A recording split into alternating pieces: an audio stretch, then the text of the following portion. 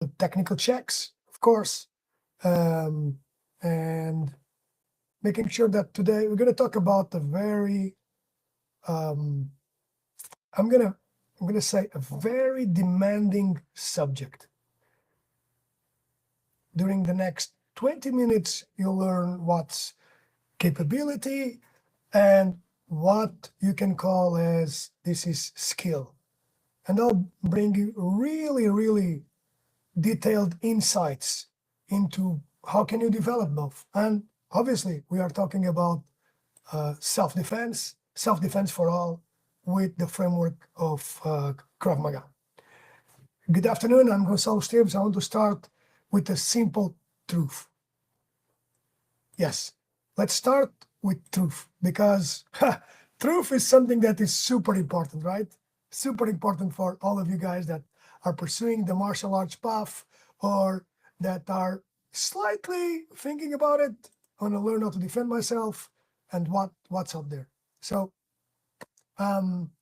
most people train for techniques. We come in here, come to the door and say, I want to learn these techniques, right?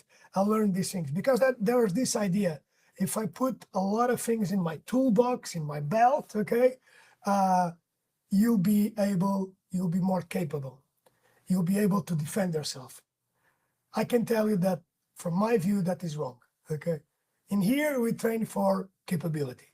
And there's a fundamental difference that effectively can save your life. You heard me right.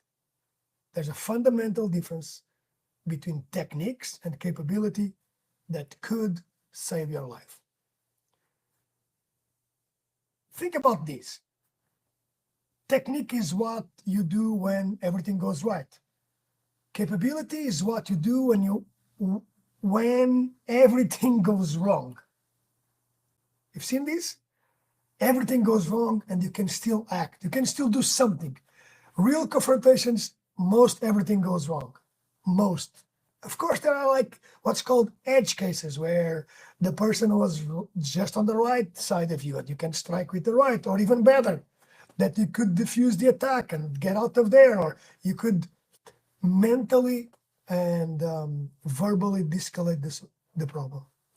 So I'm not talking about that, okay? That's the perfect world. And that, look, if this was the perfect world, and I'm just confirming that we can see each other, if this was the perfect world, then you wouldn't need self-defense at all, okay? So over the next 18 minutes, I'm going to share research from NASA, the National Aerospace Association, combat psychology, and 42 years of martial arts that will change the way you think about self-defense training. And most likely, it will also change the way that you train. So I want you to use this for your benefit. Stay with me. Here's what I see in a lot of self-defense training, okay? And maybe you've experienced this too. I'll put myself up, and you guys will definitely understand this. If I had a student with me, I would explain this. Let me put this over here. So I'm around here, okay? I'm around here. Move the chair to the side so you guys get the idea. I'm around here. Someone throws a punch, and I do 1, 2, 3, 4, 5, 6, 7, 8, 9, 10. Bam, bam, bam. The guy never moves, or the girl. And you keep throwing shots and things, and his arm stays there, and he pulls the hand down, and everything happens in a vacuum. Listen, vacuum, by default, vacuum is the absence of air. There's no communication in there. But the point is, you see a ton of fancy techniques. You see a ton of people with a gi, that is like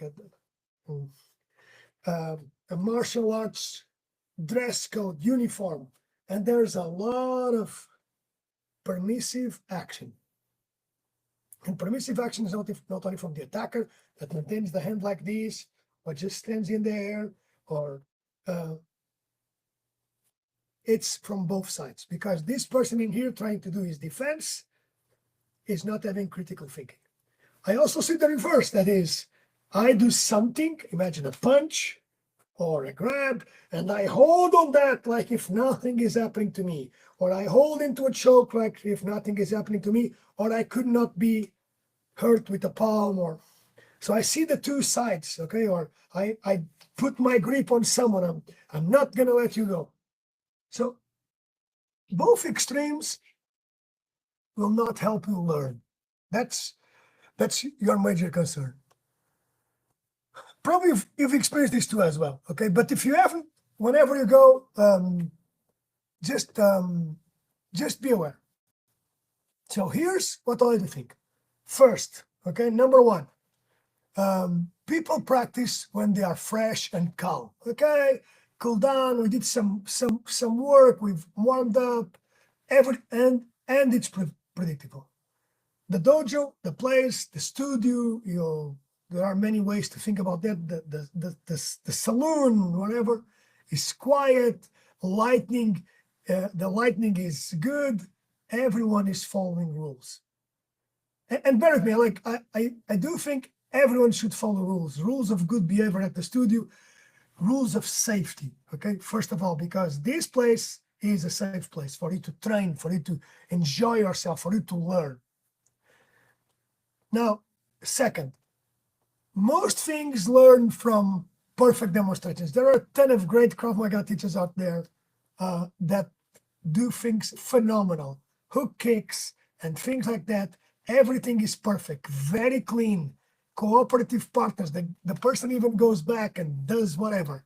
Of course, we also have the opposite, where the partner does nothing at all, or the teacher is extremely aggressive on, he swears, he tries to bite the person. I'm thinking about a couple of cases. It tries to do everything demonstrating an edge case. And I'm not saying we shouldn't get there, but you need to be aware of the image that you put out there, okay? Because do you really want to train with someone that is always on the edge? Something to think about. So, are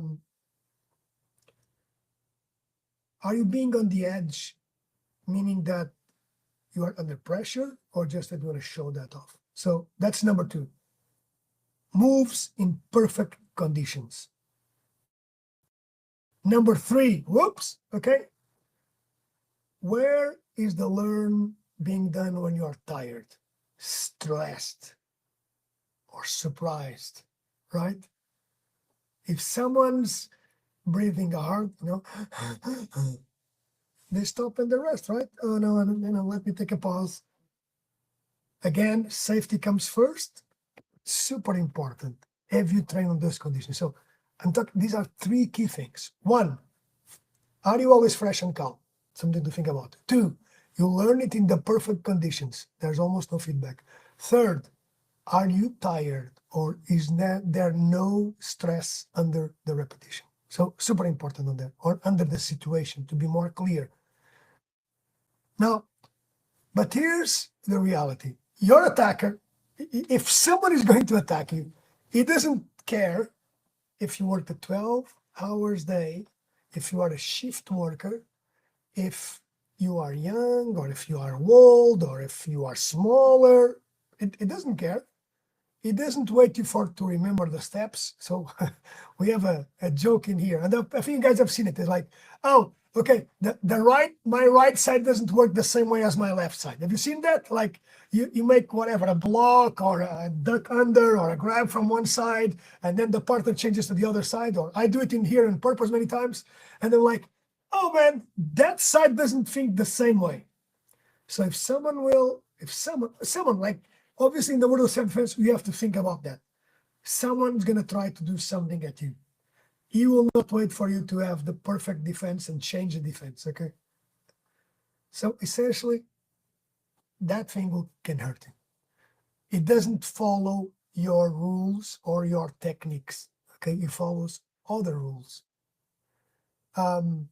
I really think that's a concern, okay? As if you only practice your good side, you only practice, oh, I feel good on this side. And then there's the YouTube problem, right? The ayah. Have you seen this? I've seen this a lot. That is, what I call the ayah. Okay, like guys, I did karate for many years, so I know what's a ki. I do know it. Like I look, what I mean is, you watch YouTube and you copy the moves, and you know what? That actually works and doesn't work. What do I mean by that? If you are a seasoned martial artist, seasoned, you've worked standing, that is with your hands, fists, boxing, or I would say karate. If and then practicing, you've been doing something with contact, with feedback. You receive a couple of punches, you didn't, but you understand combat, you understand stress. You've been into that. You felt it. You are most likely able to pick up some of the things that you've seen in there. And I'm talking about striking. Same thing would apply to grappling and ground, mostly the area of Brazilian Jiu-Jitsu. You can actually make some transfer, okay? Actually, because you have a memory, you've done similar things. Like, oh, okay, interesting thing. In fact, there's a good understanding. I think it was from Ben Askren. We saw some kind of tutorial on YouTube, and this is anecdotal evidence, but you see them working. I try to do that on a UFC match. I'm not saying that wouldn't work, but probably don't want to put your life on the line. But now, most people try to copy stuff that they see on YouTube. Most people are, at least have seen something on YouTube, okay? And this actually happens, okay? I've seen students try things, techniques in here that they've watched it online and bring it back, and that doesn't work exactly as I've seen it. Why? Because you have not practiced it. So although YouTube is a great source and other resources out there, great source of movement library, you do need to practice and understand the why. Have you tried it? Okay, after 16 years I was a competitor in the Portuguese national karate team, and more than 30 years teaching Krav Maga, I can tell you, there's a massive gap between knowing techniques, having like, oh, I know 5 defenses against a hand grab, right? And effectively having the capability. And the gap is where people get hurt. So let me share with you at NASA,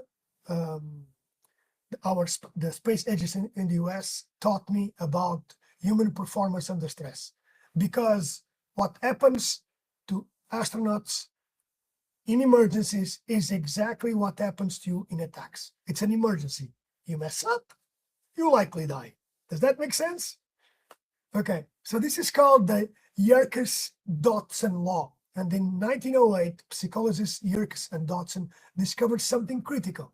Performance increases with stress up to an optimal point, and then crashes completely.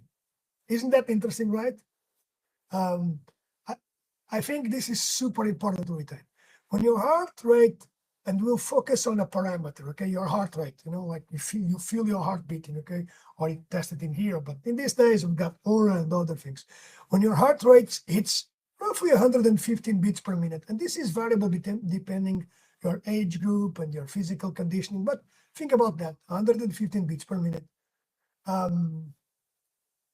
which happens, I would say, instantly in some kind of confrontations. Most of your fine motor skills start disappearing. That is the ability probably to grab a thumb in a thumb block over here. That will disappear, like, whoops, it's gone, okay? Heart rate goes up, many of the finer motor skills, they disappear.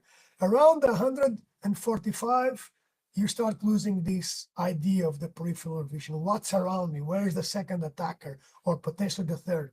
That's why you see in some Krav Maga organizations, people do a technique and then they look around. And that is very weird, right? It's very weird because your focus should be on the action, on the recovery of the potential attacker instead of trying to move around. This is weird, right? But you see this, there might be a reason for that, but think about it. So 115, 145 BPM, beats per minute, you lose the peripheral vision. You focus on what's in here because like, I'm in danger. I need to focus what's in front of me. I need to do something about that, okay? At 175 BPM, you cannot think clearly anymore. You are, no, very, very hard breathing, okay? Complex decision making goes, whoop, it shuts down. So the question is, how many of you have you trained above 100 BPM? No, I mean really. And you can measure that. Put an Apple Watch, cover it with a sleeve, put some tape around and try it out, okay? So most likely, and again, we had this note from the other podcast, most likely real attacks spike you to 180 plus. And why do I know that? Because, well, it already happened to me, and like my heart rate went like all the way up. And even pre-attack, pre-attack meaning, disagreement with people, talking with them, and the hands start coming up, people shout at you, do things. And if you're uncomfortable with doing that, bad guys will not. Most like bad guys, meaning people that are used to grievance and to start messing around with people, they're okay with that. But you aren't, because that's not your day-to-day life. I hope. Okay. I hope so. Okay. So when you go up to 180, you start losing complex decision making. You lost fine motor skills. Do you think you're going to remember a technique that has 12 steps? A thing that has 12 steps? Yeah, you won't. So I want to touch a bit more.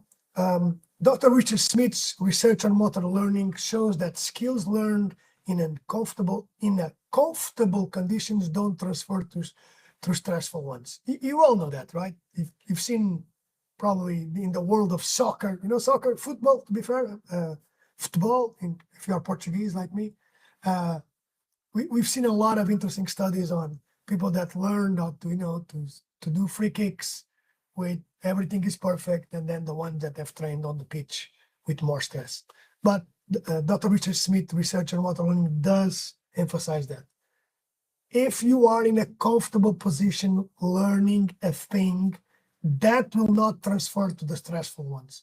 It's measured, it isn't theory, it's measured, it's repeated, and it's peer-reviewed science. I want to look, please, if you are training in that way, I would say stop. Unless if you're like, it's just for the social part, it's pretty cool, but call things what they are. Super important. Okay, in my classes, I watch this happen every week. Students who I would say, we do, imagine a warm-up, a technical warm-up. Everything is fresh, okay? Everything is like, oh, this is working really well. And I can, push your hand down, go to your backs, pull. But we can even talk about gun disarms, okay? Everything works well. But then add fatigue. And fatigue, we did today the 100 moves, the 100 moves of physical conditioning. So we had a technical block, then a physical training block, and then I'm going to call it technical or adaptation block. And even my language, I still talk about technical in the sense that we are doing something that is extremely related to the modality versus something that is more physical. But the point in here is when we do put fatigue, when the heart rate goes up, man, or even time pressure, do more things, strike 3 times under the same unit, or more resistance, the partner becomes, it pulls the hand back. Things change, everything changes. Either one, I see freezing, like, what should I do in here? Oh, I haven't done that move yet, okay? Or I forgot that was the step. And then you revert back to any kind of primal response that you have. Either it is covering your head, right? Either it is pushing away, either it is stepping back, staying in the line of the aggressor. Wow, right?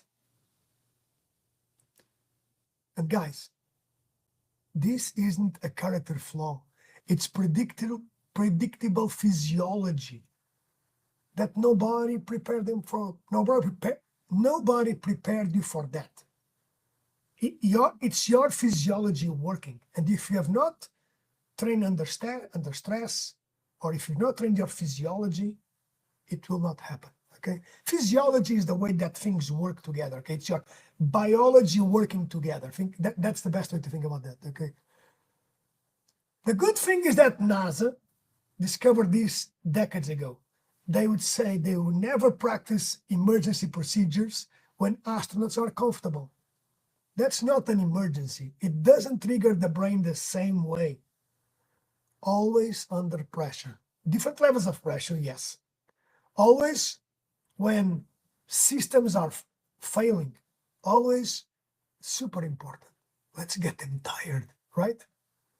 Why? You know why, right? Because if it's an emergency, you will feel your heart rate go up. Because that's when you need the skills. You don't need the skills when everything is okay. Imagine we are turning falls, right? I'll give you, I have a cool example on falls. Come here, come with me. Okay, so if you've seen this exercise, right? You are in here, I'm gonna practice a forward fall, right? And I'm not gonna say you do it, okay? But in terms of teaching this or learning this, I'll do it over here so that you see the whole movement. Go, okay. So I'm in here, I'm going to learn how to fall forward, okay? So my hands should touch the ground. Oops, I'll go here. If I learn how to fall forward, you can just see my upper body, right? If I learn how to fall forward, because I want to fall forward, that is, I will do something like this. I want to fall forward. Remember this. I want to fall forward. I'm going to move my legs back and push my hands against the ground. But that's, you don't even feel any danger at all. You don't feel any, oh, I'm falling. So instead of you training like this, instead of you training from here, instead of you training with your hands up in here, and okay, I'm gonna do a front fall, and 1, 2, 3, go. Don't do that, okay? Start being on the ball of your foot, feeling the, oops, I'm falling. Oops, let your brain think and feel that you are falling. Oops. And then yes, from here, when you think and feel that you are falling, and feel is obvious because the angle changes. The mass of the head is above your feet line, and you're about to fall if you don't do nothing. A step, right? Easiest thing to avoid to make it's a good step forward. So from here, you can start, okay, apply your plank. Guys, the brain needs to understand what's doing.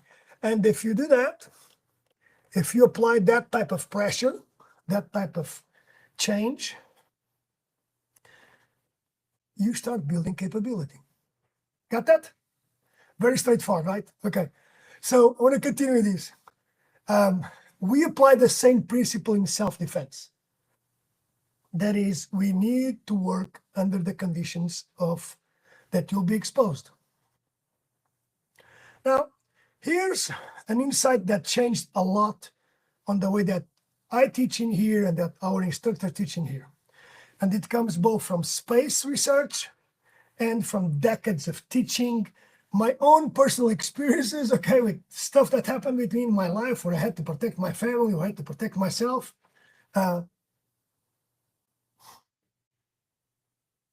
Capability grows from adaptation, not repetition. I'll say this again. Capability grows from adaptation, not repetition. Let that sink in. That is, repetition has no value without variation. Your brain needs to solve problems, not just remember steps. I know there's some research out there. I've been trying to pick it up again that tells after the third movement in the same direction, your brain shuts down. And I understand why, because there is no challenge. So if you've done karate like me, I've done karate for many years, okay, guys? And karate in a certain way has been the source of a lot of things from my life. And obviously Krav Maga as well. But when you do 5,000 repetitions of these, you think you're building the muscle pattern against what? against what, really? When you're hitting the bag in a class or in an environment that focus on hitting the bag, not adapting to someone that is trying to hit your head and then trying to throw shots that are effective to his body or to his head. If you're hitting the bag with no adaptation at all to the real environment, what are you building? Yeah, you are building the capability to hit the bag. That's it. You are not building the capability to survive under stress, where you need, at a certain moment, you might need to punch someone. Yeah, that's just a reality. Okay, how do we apply this? That's why I do think, and I see that our classes look and are different. We use control fatigue, okay? Not to punish you, okay, that's clear, but to teach your brain to function when you are not perfect. And we had examples every day in here, every day in class. We use time pressure because real situations don't wait. What does that mean? Okay, we shorten the reaction time. Someone, imagine striking you, pushing you, and the person comes in with a knife attack from the side. Okay, put more pressure on that. We use tremendously partner variation, different sizes, different energies, that is agreed, and also different responses. And we have a rule in here. Men are attacked by men, and as much as possible, a stronger man. Women are attacked by men, and always a stronger partner. So why? Because statistically, that's what happens. Men attack men and men attack women. And we need to capture that. It's always done in a safe manner, okay? Very clear. Always in a safe manner, always done with built levels of stress. We use also environmental challenges. You guys see the walls over there, right? We put the person against the wall, and there is a corner over here at the end where over time we'll do it more close. It's hard to say like it's close combat quarter or whatever is the name, but you feel yourself in a confined space. And that also changes the game, both from who's defending, but also from who's attacking. He's pressuring you against a corner. Oh, well, you can use the wall against him. That's probably a good thing as well, right? We also use obstacles. You see the boxes in there, make people jump on top of things, make people run away. To be fair, the column that we have in there, it's pretty good because you can sometimes just diffuse, right? Move away, step out. We don't make training harder to be mean, okay? We do it because that's how the brain actually learns capability. And that means there's definitely research on the fact that if you do hard things, you grow your capability to do hard things. It's not just you do one, and then this is hard, and then you put another one, this is harder, and you start growing that. It's like growing a muscle, but inside the brain, okay? It's the muscle of the hard things. So that's how the brain works. That's what I felt that the brain works. Waking up really early builds the capability for waking up really early, plus another health benefits. And here's what I've learned. Students who only train in comfort, no techniques. I see this all the time. I see it because I have an open door, right? People come in and I learn this technique, I learn this thing, but when confronted with levels of stress, most of these things disappear. Again, kudos to Brazilian Jiu-Jitsu, because you are able to roll the activity of fighting on the ground with control levels of aggressiveness that allows you to do that for a long time and be exposed to the pattern. But the question might be, is that the real pattern of a fight? Is it? Okay, the good thing is that you can scale it up and down. That's why you integrate, of course, ground and grappling in our classes. It's part of fighting. And Krav Maga has forgotten it. But I would say many people that do Krav Maga, the Israeli self-defense system, obviously they had to integrate that. Obviously. Right? And if you are doing Krav Maga and you've not trained grappling and ground, then Go and watch a couple of YouTube videos and see when people are attacking others if they don't end up on the ground or if they don't get pushed and grabbed. And yes, the statistic out there that most fights are on the ground, it's not real. It's not even true. The paper that was focused by some of these organizations was regarding the job of a police, where most of the fights end up on the ground because the policemen required to put the person on the ground in order to handcuff them, right? Bad guys usually do not collaborate when getting arrested. So they need to reduce their ability to move by putting the person on the ground. That's why most of the fights end up on the ground. Have you tried to run away when you are on the ground? You can't, right? But to the point, students who train through control, challenge, develop capability. And that's what you're doing here. So that's what I'm asking you. Use control challenges for you. And capability is what protects you from when everything goes wrong. Important, right? So if you want training that prepares you for reality, and I don't like the word real Krav Maga because it's like if there is a surreal or unreal Krav Maga or real self-defense or unreal self-defense. Either you are training self-defense or you are not. And we've talked before, like, what are the things that are not real? Someone standing not doing nothing is not real. That's obvious, right? There's no threat in there. If you want training that prepares you for reality, not just demonstrations, I want to help you. And I can. And our team is really amazing at that. DM the word START right now on the live. That's START, okay? And I'll send you our stress response survival guide. It's the science behind everything I just shared with you guys, plus what actually works under pressure. Because the science does show what actually works. It looks into what are the physiological markers and what should we train. Look, this isn't about becoming aggressive or fearless or empowered, okay? That crazy word. It's about becoming capable. It's about doing and being competent.